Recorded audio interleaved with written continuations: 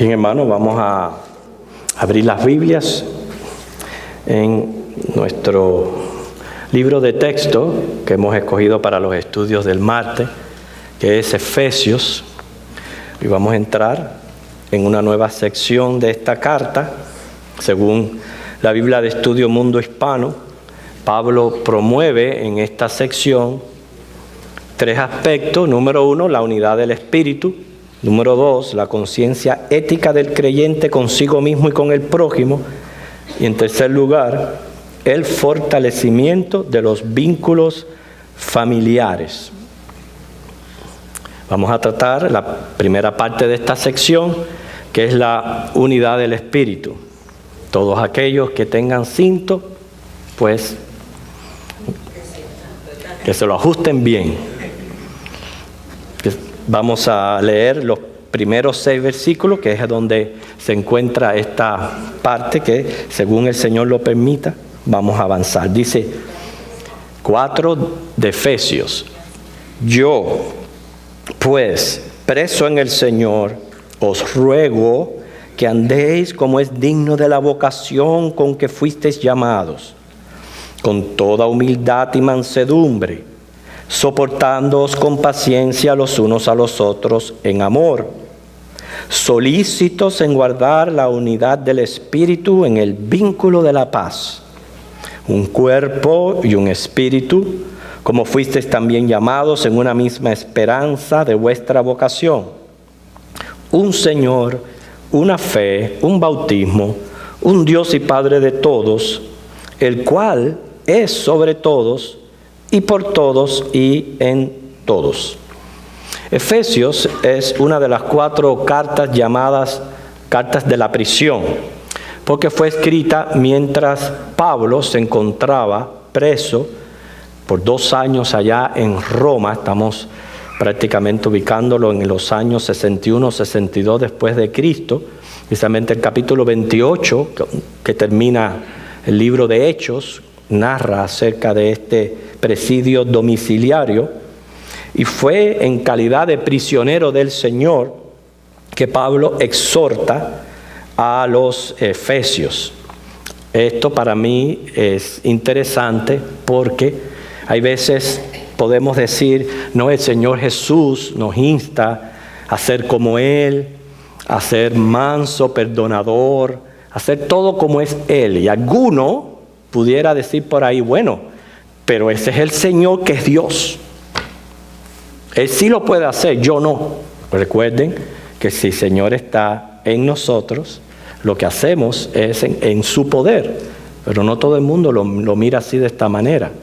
Pero cuando algo es recibido de un mismo hombre como nosotros, pecador, como fue Pablo, y él encontrándose en esta condición de preso, es como llevándole un mensaje a los efesios diciéndole, nadie se atreva a abrir la boca para decir que lo que Dios quiere que hagamos no lo pueden hacer. No hay excusa. Mírenme a mí en condición de preso por causa de Cristo, no por malhechor, como dice Pedro, sino por causa del Evangelio. Así que si yo estoy sufriendo por causa del Evangelio, y a ustedes quizás tengan que adaptarse un poquito, soportarse o sufrir un poquito por esto o aquello, caen en la boca. Miren en mi ejemplo. Lo primero que él promueve aquí es la unidad del Espíritu por cómo andamos, la manera nuestra de andar. Por eso él dice, yo pues preso en el Señor os ruego que andéis. Es un estilo de vida, una forma de caminar. Como es digno de la vocación con que fuisteis llamados, con toda humildad y mansedumbre, soportándoos con paciencia los unos a los otros en amor. ¿Cómo debe de andar un cristiano? Yo creo que Colosenses lo define muy bien. Colosenses capítulo 3, versículo 17. Si no le tiene tiempo en encontrarlo, escuche. Todo lo que hacéis, sea de palabra o de hecho, o sea que ahí lo envuelve todo, ¿verdad? Hacedlo todo en el nombre del Señor Jesús, dando gracias a Dios Padre por medio de Él. Como cristiano, el llamado del Señor es que yo glorifique a Cristo, a mi Señor y Salvador, en todo aspecto de mi vida, en lo que hablo y en lo que hago.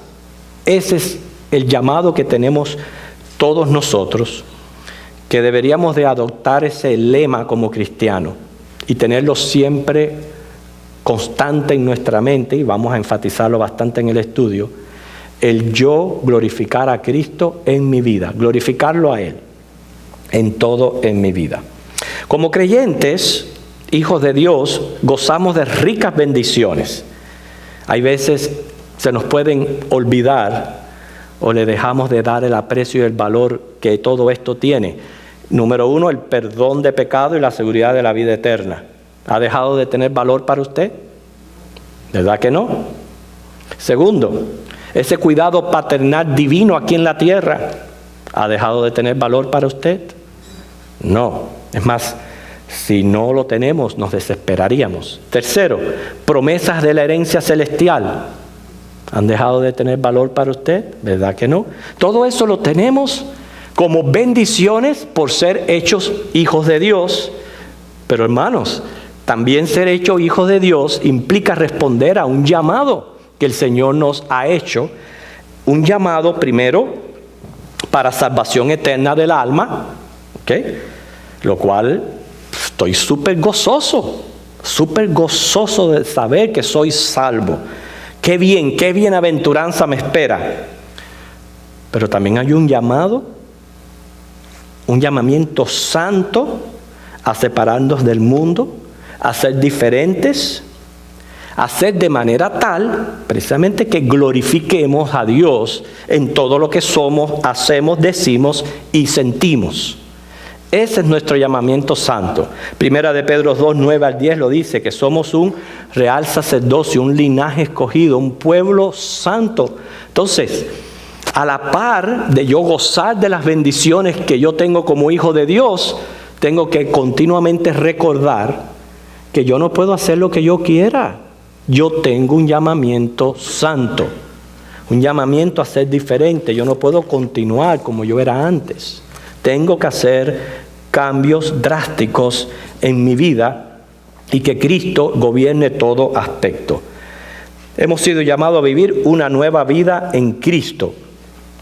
Nuestro llamamiento es directamente al poder controlar todo nuestro ser para dar ese fruto del Espíritu. Vamos a visitar los frutos del Espíritu. A veces nos conviene hacerlo. Ustedes saben que se encuentran en Gálatas capítulo 5. Visitemos un momentico estos frutos para que nos demos cuenta qué es lo que el Señor quiere de mí, de manera tal que yo le glorifique. Porque un solo fruto, que es del amor, pero derivan 8 más frutos de este amor. Primero dice, mas el fruto del Espíritu es amor, gozo, paz, paciencia, benignidad, bondad, fe, mansedumbre, templanza. Contra tales cosas no hay ley. Esto lo produce el Espíritu Santo en nosotros los creyentes. Primero, el cristiano se caracteriza por ser una persona amorosa. ¿Sí? Sabiendo que amando es que cumplimos los mandamientos, la ley y los profetas. Amorosa. La semana pasada estuvimos hablando bastante acerca de la abundancia del amor de Cristo en nuestros corazones. Segundo, una persona gozosa. Gozosa basada en el gozo de nuestra salvación, no en circunstancias. Ese es un gozo que es permanente. Tercero, una persona pacífica, apacible, lejos de ser un provocador de problemas, un buscalío. Lejos de ser eso, el cristiano más bien es pacífico, apacible. 4, paciente. O sea, que sabe esperar, no es una persona impulsiva. Benigna, o sea, benevolente y afable. Bondadoso, el cristiano es compartidor, no vive de una manera egoísta. no se ciega a las necesidades de otras personas, es bondadoso. Creyente, o sea, fe, no es una persona temerosa, dudosa, desconfiada o pesimista. Manso, no quiere decir menso, manso. Después vamos a hablar un poco de esta mansedumbre. Templanza, es una persona controlada, con dominio propio, balanceada, de buen juicio. No se deja dominar por los sentimientos, por los extremismos. Todo eso está dentro de la templanza.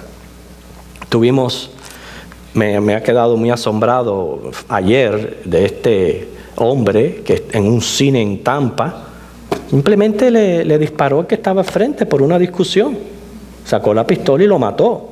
Hirió a la mujer. Hermano, esos son los días en que estamos viviendo. Hoy otro tiroteo en otra escuela de niños. La gente está fuera de control. Claro, yo me imagino que guiado por los abogados ahora está diciendo de que estaba respondiendo a que le estaban haciendo violencia, pero mentira, era una persona que no tenía control de sus sentimientos y se llenó de ira. Un ex policía, una persona mayor, y llenarse de ira al punto que matar a la otra persona. Claro, la excusa es que le tiraron popcorn. La jueza dijo, no, pero tirarle algún objeto aunque haya sido popcorn no es razón para tomar una pistola y acabar con la vida de otro. Esos son los días que estamos viviendo. Eso es precisamente el ejemplo contrario a lo que debe de ser un cristiano. Cristiano no, precisamente en esto, en la templanza, que es el tener el dominio propio y un control total de mis sentimientos, es donde hay veces fallamos. Tenemos que pedirle mucho al Señor que nos ayude en este fruto. Dentro del texto, primero Pablo nos llama a la humildad, dice el versículo 2, con toda humildad. Y la humildad es una cualidad. Se trata de carecer de arrogancia, de orgullo. Es el pobre de espíritu que menciona Jesús en la bienaventuranza, teniendo una justa estima del valor personal. Le hace restar importancia a sus logros y virtudes y se manifiesta en sumisión. La humildad la promueve un correcto concepto de la gracia de Dios obrando en nuestras vidas. Todo lo contrario es arrogancia. Todo arrogante es porque se cree con méritos y derechos por lo que uno es o uno hace. Pero cuando usted tiene un correcto concepto de la gracia del Señor, usted va a poder empezar a adquirir esa cualidad de humildad, de saber exactamente quiénes somos y por qué somos. Segundo llamado es a la mansedumbre. Dice con toda humildad y mansedumbre. Ya dijimos que una persona mansa es apacible, es dócil, pero la idea es en una persona que se labra con facilidad. Y sabemos que somos barro en manos del alfarero, pero imagínense que ese barro ya está endurecido. No tenemos que ser una masa moldeable, que se nos pueda moldear a lo que el Señor quiere en nuestras vidas. Y eso es lo que es una persona mansa. Se labra con facilidad. No es una persona brava que desdeña al prójimo, que lo trata con indiferencia. O me viene a la mente alguien contrario a la mansedumbre, una persona testaruda, caprichosa, irracional. Y quiero decirle que dice el Salmo 32:9, Salmo 32:9, que no seamos como un animalito que nosotros conocemos. Dice, no seáis como el caballo o como el mulo sin entendimiento. Dice que han de ser sujetados con cabestro y con freno, porque si no, no se acercan a ti. Eso es todo lo contrario a lo que es mansedumbre, una persona que es mansa. ¿Por qué? Porque se deja labrar con facilidad. Es una bienaventuranza ser manso, Mateo 5:5. Y el mismo Señor dijo que aprendiéramos de Él, que es manso y humilde de corazón. El tercer llamado aquí dentro de este versículo es a la paciencia. Dice, soportándoos.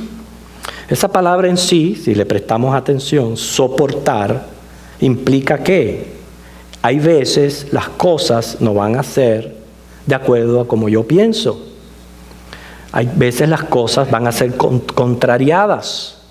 Y eso es lo que lleva a la idea de un soporte, que hay que estarse soportando. Lo mismo es entre los matrimonios como también en la familia de Cristo. En los matrimonios el amor los ayuda a soportarse. Hay cosas que yo tengo que soportar, cosas que también me tienen que soportar a mí. Bueno, eso llévelo también al núcleo de la iglesia. Lo mismo va a suceder, se requiere que nos soportemos con paciencia. Esta palabra paciencia significa perseverar, constancia, en permanecer bajo el peso de circunstancias adversas. La paciencia es lo que pone a prueba la capacidad de resistencia. Hay veces que nos creemos muy fuertes en carácter o en lo que sea. Se dice que perro que ladra no muerde, ¿verdad? Con esas personas que tú las ves gritando mucho y amedrentando y alzando la voz y eso, son las personas más cobardes que existen. Y aparte las más débiles. Porque el fuerte no es el que se desboca. El fuerte es el que sabe tener control de sí mismo y tiene la fuerza suficiente para reaccionar de una manera correcta.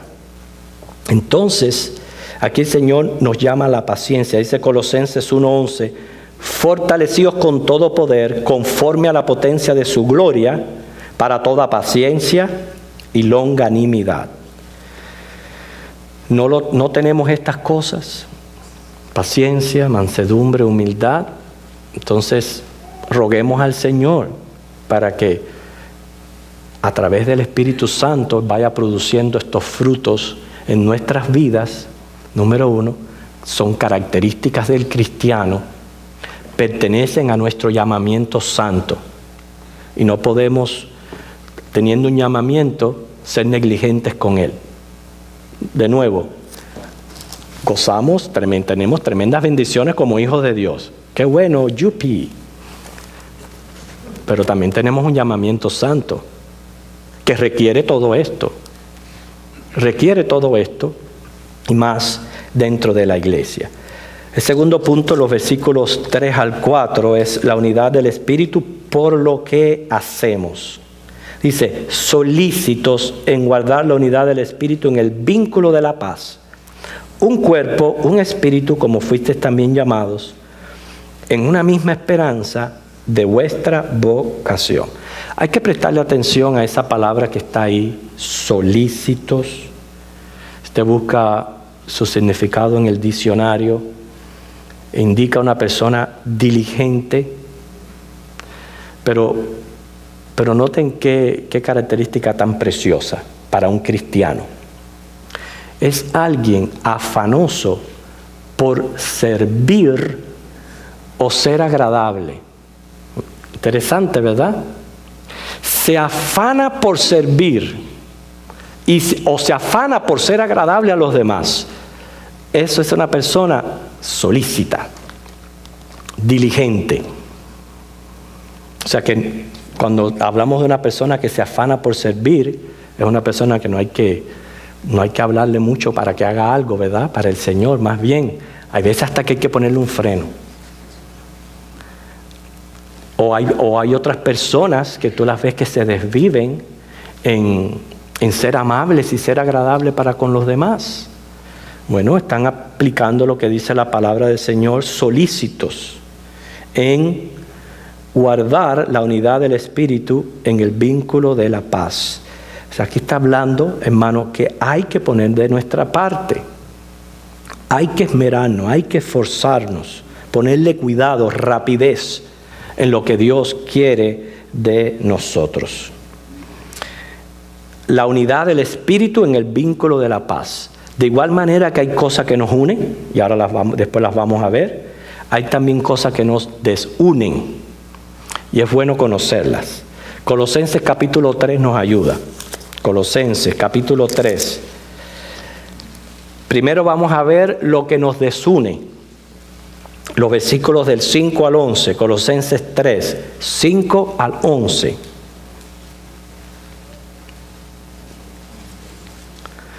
Usted puede ubicarse aquí si usted está dentro de las personas que promueven unidad o promueven más bien división. Colosenses 3, 5 al 11. Cosas que nos desunen. Dice, haced morir pues lo terrenal en vosotros, fornicación, impureza, pasiones desordenadas, malos deseos, avaricia, que es idolatría, cosas por las cuales la ira de Dios viene sobre los hijos de desobediencia, en las cuales vosotros también anduvisteis en otro tiempo cuando vivíais en ella, pero ahora, recuerden que tenemos un llamamiento santo, dejad también vosotros todas estas cosas: ira, enojo, malicia, blasfemia, palabras deshonestas de vuestra boca.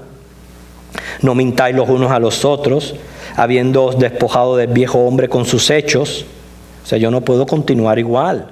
Tengo que hacer cambios drásticos en mi vida.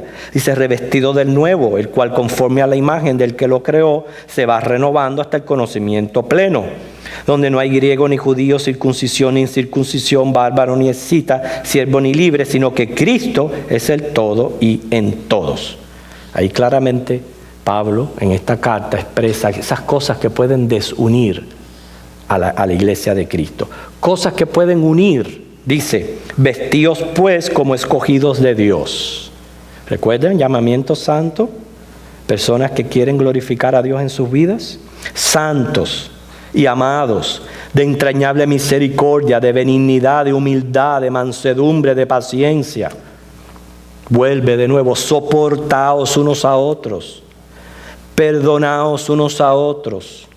Si alguno tuviere queja contra otro, de la manera que Cristo os perdonó, así también hacedlo vosotros. Paréntesis, ejemplo, ay, hermanita Emma, perdóneme. Pero ella ahora está ahí un poquito confundida y problemática, porque ella dirá, ¿y qué me ha hecho a mí el pastor para pedirme perdón? La idea está, ella no me tiene nada que perdonar porque yo nunca he tenido un problema con mi hermana. No, el perdón es para la persona con que tuviste el problema. O alguien que te causó el agravio. Esa es la que tienes que perdonar. O sea que la idea está clara, hermanos. Como Cristo nos perdonó, ustedes también tienen que perdonar, no a los hermanitas como Emma, no a los que me están causando a mi problema.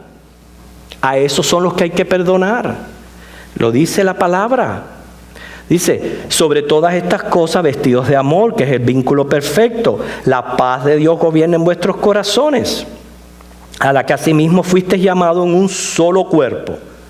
De nuevo, fuimos llamados a pertenecer a la iglesia, donde hay que aplicar todo esto. ¿Okay? Y sed agradecidos.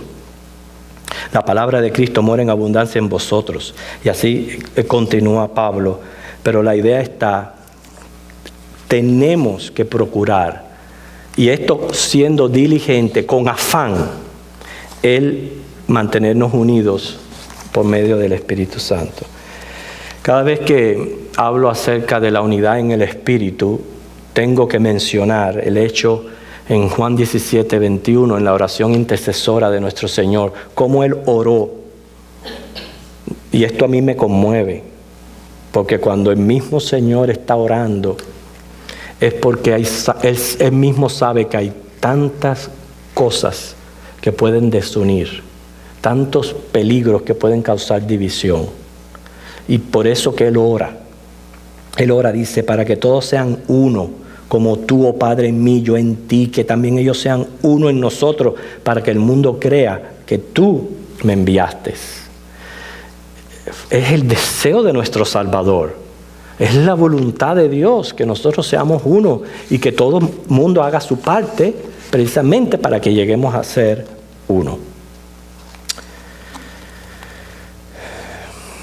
Cuando nosotros salimos de Grace, y yo sé que tenemos muchas personas nuevas entre nosotros, pero los que pasamos por esa experiencia, que fue una experiencia bastante amarga, como iglesia, el pastor pronosticó nuestra destrucción. ¿Sí? Ustedes quizás les extrañe, yo no sé si yo se los había compartido anteriormente, pero me dijo a mí claramente que esta iglesia no iba a durar más de 3 años. Sí, cuando nosotros salimos de Grace. Recientemente, otra persona dijo que esta iglesia no iba para ningún lado, que aquí nada prosperaba. ¿Será verdad? ¿Qué ustedes creen?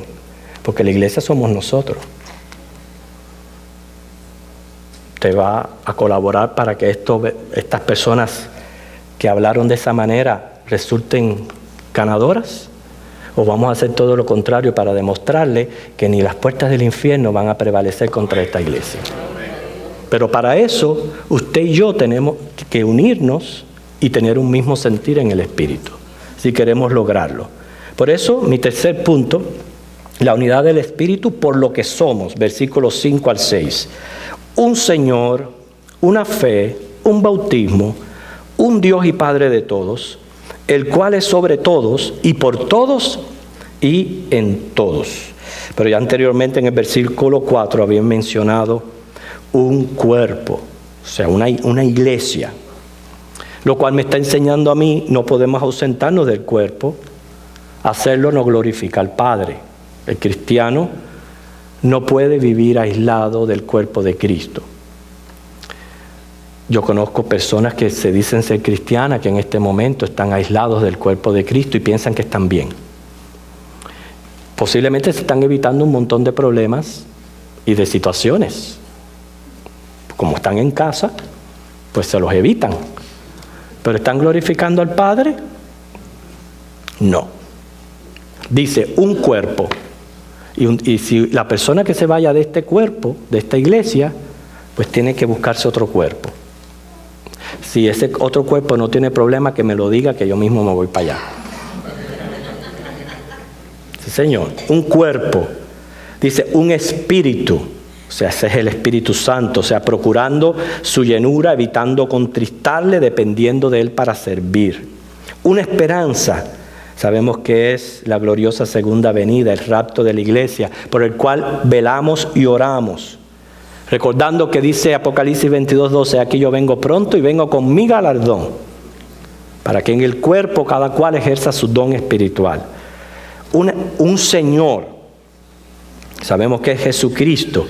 No solamente es tener un correcto concepto de su naturaleza y de su misión, pero también un sometimiento a su señorío, sobre todo a su palabra. Quinto, una fe, o sea que somos salvos por gracia, por el Evangelio y a la vez guardados por el poder del Espíritu Santo.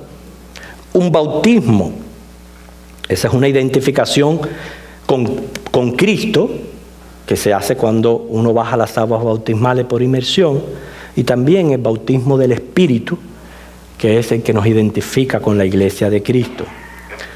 Un Dios y Padre de todos. O sea, tenemos que entender que somos una familia celestial. Somos una familia, hermanos.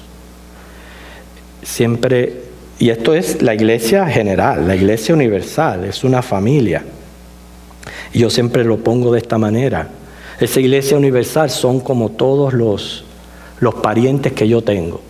Yo tengo quizás parientes en la China, en el Japón, en Hawái. Yo puedo tener parientes regados por donde quiera en el mundo. Siguen siendo mis parientes. Pero yo vivo en un núcleo familiar compuesto por mi esposa, por mis hijos y por mí. Ese es mi núcleo familiar. Personas que vivimos bajo el mismo techo. Tenemos las mismas experiencias. Compartimos los momentos gozosos, felices, así como los momentos tristes. Gozamos de los triunfos, como también nos preocupamos por los problemas y los enfrentamos, porque vivimos bajo el mismo techo. Es nuestro núcleo familiar. Hermano, esta congregación debe de serlo para usted. Esta congregación debe de ser su núcleo familiar. Y al núcleo familiar, por lo menos yo, lo defiendo así. Yo lo defiendo. Yo no permito que vengan a hablarme mal de la familia que vive conmigo. Los defiendo. Esa es la misma actitud que debemos tener unos con otros. Defender lo que somos y el lugar donde el Señor nos ha colocado. Ese es el lugar de pertenencia donde yo sé que yo soy parte de ese grupo. Sí, hay una iglesia universal, tenemos muchos parientes, pero esta es mi congregación, un Dios y Padre de todo. O sea, es ese reconocimiento del Señor. Así que, hermanos, la iglesia está unida por la misma gracia, la misma oferta de perdón, el mismo amor de parte de Jesucristo, tenemos los mismos objetivos, la misma esperanza de vida eterna, el mismo destino eterno en el cielo. Y sobre este tema hay otros pasajes, pero ya lo quiero dejar para la próxima semana, donde el Señor dice que seamos de un mismo sentir. Interesante, porque cuando yo pienso, bueno, ser parte de la iglesia, bien, el Espíritu, claro, soy el templo del Espíritu Santo, una esperanza, claro que es el rapto de la iglesia, un Señor, ¿quién no otro que Jesucristo? Una misma fe, una buena doctrina, un bautismo. Todos los miembros de la iglesia nos hemos identificado por un bautismo. Sabemos que solamente hay un Dios y que es mi Padre. Yo no tengo problema con nada de eso, pero con un mismo sentir, ahí sí hay problemas. Eso le vamos a dedicar el estudio de la semana que viene, cuando la misma palabra del Señor ahora nos dice, teniendo un mismo sentir, y lo vamos a aplicar a las juntas de miembros. Nosotros se acerca una junta de miembros el día 28. ¿Okay? Así que la semana que viene venga preparado para escuchar acerca de la actitud que debemos de tener en las juntas de miembros. Que el Señor les bendiga.